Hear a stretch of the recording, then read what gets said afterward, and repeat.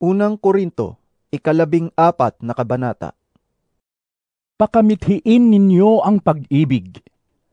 Hangarin ninyo ang mga kaloob na espiritual, lalong-lalo na ang makapagsalita ng mensahe mula sa Diyos. Ang nagsasalita sa iba't ibang wika ay sa Diyos nakikipag-usap at hindi sa tao, sapagkat walang nakakaunawa sa Kanya. Ngunit nagsasalita siya ng mga hiwaga sa tulong ng Espiritu Santo.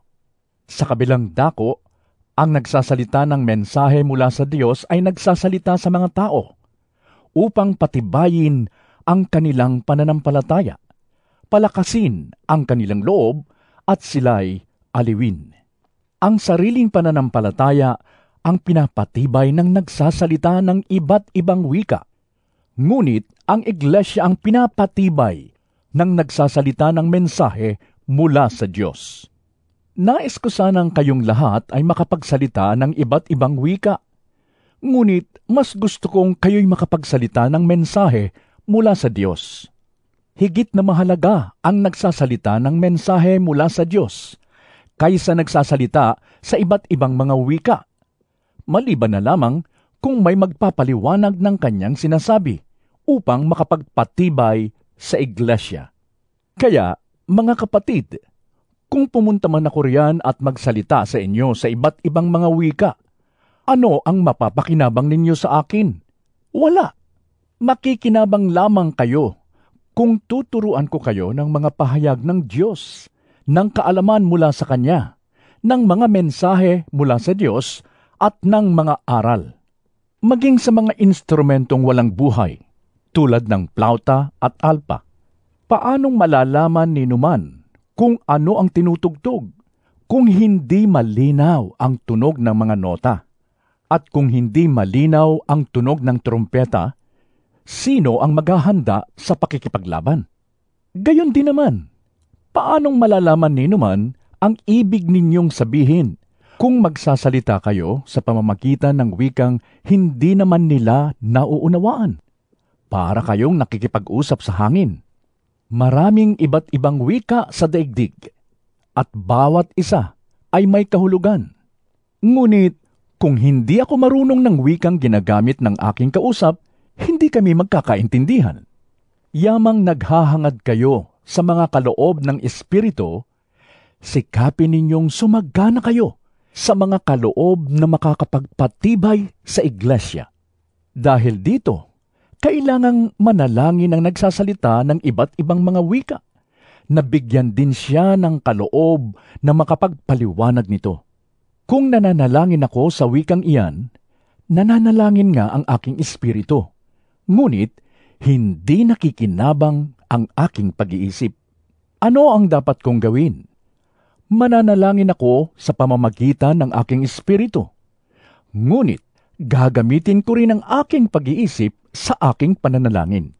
Ako'y aawit sa pamamagitan ng Espiritu, ngunit gagamitin ko rin ang aking pag-iisip sa aking pag-awit. Kung nagpapasalamat ka sa Diyos sa pamamagitan ng Espiritu lamang, paanong makakapagsabi ng Amen ang isang taong naroroon, ngunit walang gayong kaloob? Kung hindi niya nauunawaan ang iyong sinasabi, mabuti ang iyong pagpapasalamat, ngunit hindi nakakapagpatibay sa iba. Nagpapasalamat ako sa Diyos, sapagkat ako'y nakapagsasalita sa iba't ibang mga wika, higit kaysa sa inyong lahat. Ngunit sa pagtitipon ng iglesia, mas gusto ko pang magsalita ng 5 katagang mauunawaan at makakapagturo sa iba, kaysa libu-libong salitang wala namang nakakaunawa. Mga kapatid, huwag kayong maging isip bata. Maging tulad kayo ng mga batang walang muwang sa kasamaan. Ngunit, maging tulad kayo ng matatanda sa inyong pang-unawa. Ganito ang nakasulat sa kautusan. Sinabi ng Panginoon, magsasalita ako sa bayang ito sa pamamagitan ng mga taong may ibang wika, sa pamamagitan ng labi ng mga banyaga, ngunit hindi pa rin nila ako papakinggan. Kung gayon, Ang kaloob na makapagsalita sa iba't ibang mga wika ay isang himala para sa mga hindi sumasampalataya at hindi para sa mga mananampalataya. Ngunit ang kaloob na makapagsalita ng mensahe mula sa Diyos ay himala para sa mga sumasampalataya at hindi sa mga di mananampalataya. Kaya't kung sa pagtitipon ng iglesia ay nagsasalita ng iba't ibang mga wika ang lahat, at may dumating na mga taong walang gayong kaloob o hindi sumasampalataya, hindi kaya nila sasabihing, nababaliw kayo? Ngunit, kung ang lahat ay nagsasalita ng mensahe mula sa Diyos, at dumating doon ang isang taong walang gayong kaloob o hindi sumasampalataya, malalaman niyang siya'y makasalanan, hahatulan siya ng lahat ng kanyang naririnig, at mabubunyag ang mga lihim ng kanyang puso. Kaya't luluhod siya, sasamba sa Diyos, at sasabihin niyang, tunay ngang kasama ninyo ang Diyos. Ganito ang ibig kong sabihin, mga kapatid. Kung sa inyong pagtitipon ay may umaawit, may nagtuturo, may naghahayag ng kalooban ng Diyos, may nagsasalita sa iba't ibang mga wika, at mayroon namang nagpapaliwanag noon, gawin ninyo ang lahat ng iyan sa ikapagpapatibay ng iglesia. Kung may magsasalita sa iba't ibang mga wika, sapat na ang 2 o 3.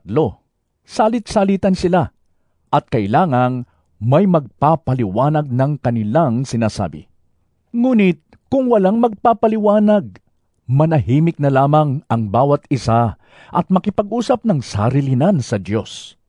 Hayaang magsalita ang 2 o 3 tao na tumanggap ng kaloob na makapagsalita ng mensahe mula sa Diyos, at timbangin naman ng iba ang mga sinasabi nila.